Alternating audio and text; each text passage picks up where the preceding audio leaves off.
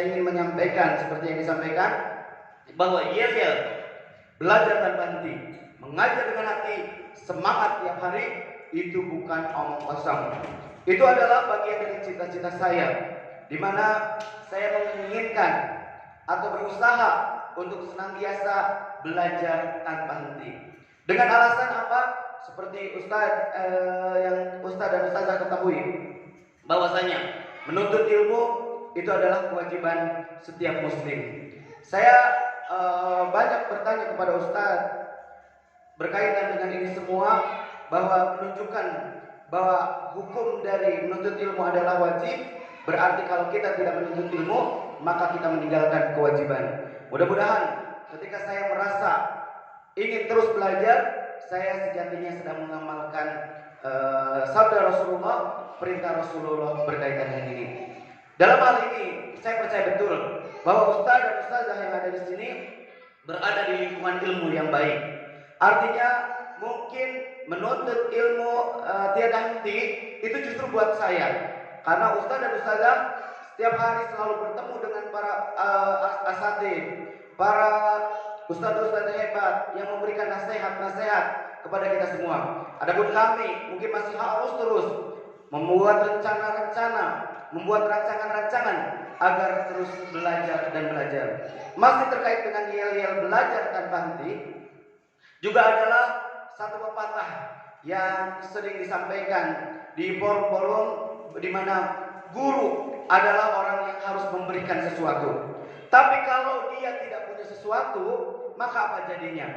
Jadi saya selalu menyampaikan kepada ustaz dan ustazah, perbedaan antara guru dan siswa itu kadang-kadang beberapa waktu sebelumnya. Artinya memang kita harus belajar terlebih dahulu baru menyampaikan ke anak-anak. Saya ingat betul ada ustaz besar yang beliau menyampaikan, "Kak, kalau saya mau mengajar 1 jam, saya harus mempersiapkan 3 jam." Saya sampai geleng-geleng. Selepas ustaz besar ketika dia mengajar 1 jam harus menyiapkan dengan belajar 3 jam, apalagi saya. Saya bisa jadi 3 hari, saya bisa jadi 3 pekan, 3 bulan, bahkan mungkin 3 tahun. Maka kalau ada seri-seri seperti ini, bagi saya adalah sebuah tantangan. Karena dengan ini saya bisa belajar lagi. Perlu ustaz dan ustazah ketahui, untuk mengajarkan sesi ini, saya benar-benar harus belajar lagi, minimal menyiapkan ini adalah 3 hari. Karena tadi keterbatasan ilmu. Karena saya merasa bahwa ketika ada tantangan, pola-pola sharing seperti ini adalah cara Allah ingin menambah ilmu kepada saya. Makanya saya harus belajar agar insya Allah saya bisa mendapatkan kebaikan dan kebaikan. Yang kedua, tadi ada yang kedua adalah mengajar dengan hati. Ustaz dan ustazah, sekali lagi, saya paham betul bahwa ustaz dan ustazah berada di lingkungan ilmu. Saya tidak menyaksikan dari segi keilmuan berkaitan dengan kode etik keguruan yang sifatnya profesional. Kenapa? Karena ustaz memang berlatar belakang pendidikan agama, mengajar di sekolah agama. Namun ada beberapa hal yang mungkin perlu kita sempurnakan. Kalau berkaitan dengan kode etik profesional, itu maknanya adalah kode etik yang harus dimiliki oleh seorang guru sesuai dengan keilmuannya. Ustaz-ustaz di sini mengajar diniyah, pasti belajar dan memiliki kapasitas yang mumpuni berkaitan dengannya. Ustaz dan ustaz yang mengajar pada pelajaran matematika misalnya, itu kalau berkaitan dengan kode etik keguruan, maka harus punya latar belakang pendidikan matematika. Jadi sekali lagi, karena di sini sekolahnya adalah diniyah, ustaz dan ustazahnya punya latar belakang pendidikan diniyah, maka saya yakin bahwa kode etik profesional sudah lewat di sini, sudah bisa dilewati. Bagaimana dengan kode etik yang personal? Saya juga meyakini bahwa ustaz dan ustazah di sini berada di lingkungan pendidikan yang baik, berada di lingkungan yang mengedepankan nilai-nilai adab dan karakter. Maka dalam hal ini juga saya tidak menyaksikan. Demikian juga dengan kode etik yang ketiga, sosial, hubungan sesama. Saya yakin ini juga sudah berjalan dengan baik. Namun yang saya ingin catat bersama-sama adalah kode etik yang keempat. Kode etik yang keempat ini adalah kode etik pedagogi, yang harusnya ini dimiliki oleh guru. Namun kadang-kadang mungkin ada beberapa yang kita tidak pernah belum melewati pendidikan formal di sekolah keguruan atau kependidikan, sehingga kita masih kesulitan dalam hal pedagogik ini. Pedagogik ini maksudnya adalah bagaimana melakukan pembelajaran dengan kepengasuhan, dengan manajerial, dengan administrasi yang diperlukan sebagaimana layaknya seorang guru. Misalnya berkaitan dengan memahami seperti apa sih karakter anak-anak, gaya belajar anak-anak bagaimana. Oh, anak ini kenapa lompat-lompat terus? Kenapa anak-anak ini harus ditunjukkan benda nyata? Kenapa anak-anak ini harus dengan suara yang pelan dan naik?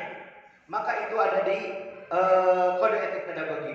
Demikian juga pengaturan bagaimana ketika kita mau menyampaikan pelajaran matematika yang menyenangkan, membuka pelajaran yang menyenangkan, memvariasi metode pembelajaran, mau pakai demonstrasi kah, mau pakai role play kah, mau pakai lain-lain kah, dan yang terakhir bagaimana menutup pembelajaran yang berkesan dan melakukan evaluasi dan penilaian.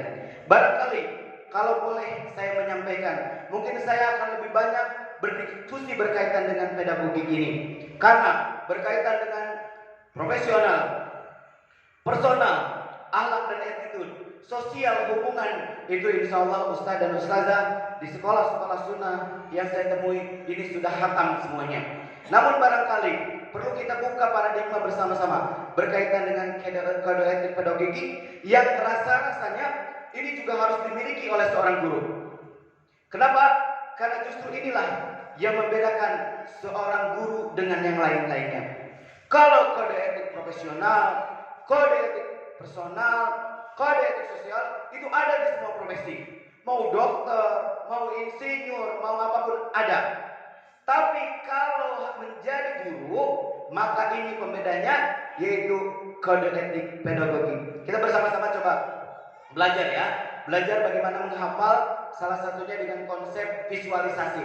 Ini bermanfaat sekali untuk anak-anak yang gaya belajarnya harus melihat, harus bergerak dan yang lainnya. Kalau saya bilang kode etik keguruan, kalau saya lihat tuju ke atas, maka Ustaz dan Ustazah bilang profesional ya. 1, 2, 3.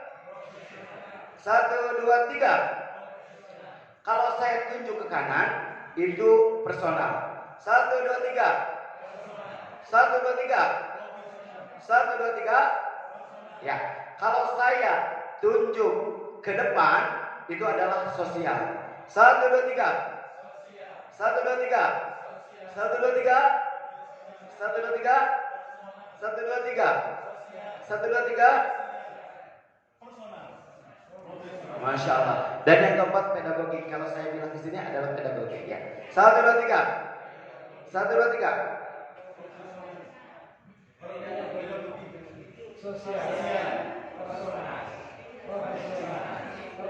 Masya Allah, jagoan-jagoan luar biasa. Ini cuma salah satu cara. Biasanya kalau kita mengajarkan tentang beberapa hal, itu perlu divisualkan dengan gerak-gerakan, salah satunya dengan gitu.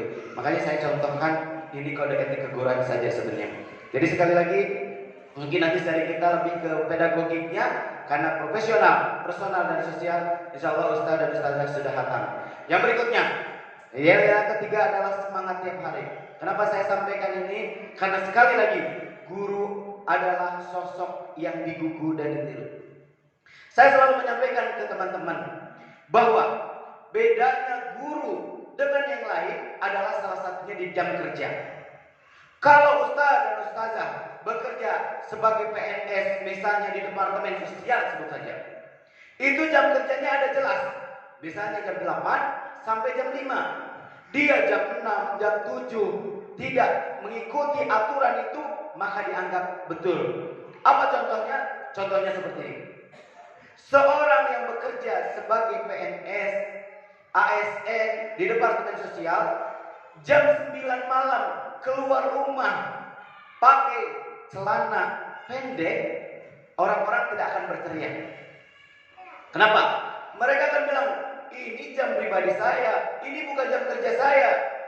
Tapi coba bayangkan, Ustadz misalnya jam 12 malam, padahal udah jam pribadinya, keluar rumah pakai celana pendek, ustaz ya laki-laki, tanpa pakai baju, pasti dibilangnya bukan guru.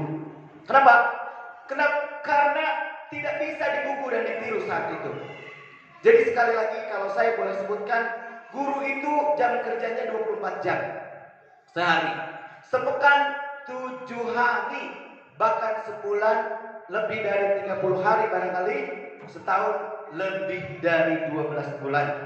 Di luar seorang guru tetap disebut guru, karena dimanapun berada, sekali lagi itu adalah jam kerjanya. Karena guru adalah sosok yang akan dilihat, oh masa guru kayak gitu, ustadz kok kayak gitu. Padahal sekali lagi itu bukan jam kerja dia, itu jam-jam pribadi dia, itu bisa jadi di hari Ahad, tapi bagi seorang guru itu tetap jam kerjanya. Maka mudah-mudahan ini menjadi motivasi buat kita, bahwa dimanapun kita berada, ayo semangat untuk membawa kebaikan.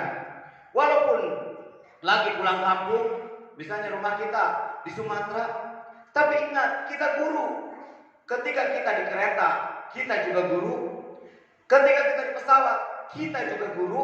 Karena bisa jadi ada anak-anak yang sedang melatih kita, anak-anak yang sedang memperhatikan kita, sehingga kita bisa menjadi teladan tetap dimanapun berada. هذا القرآن يوحدنا لطريق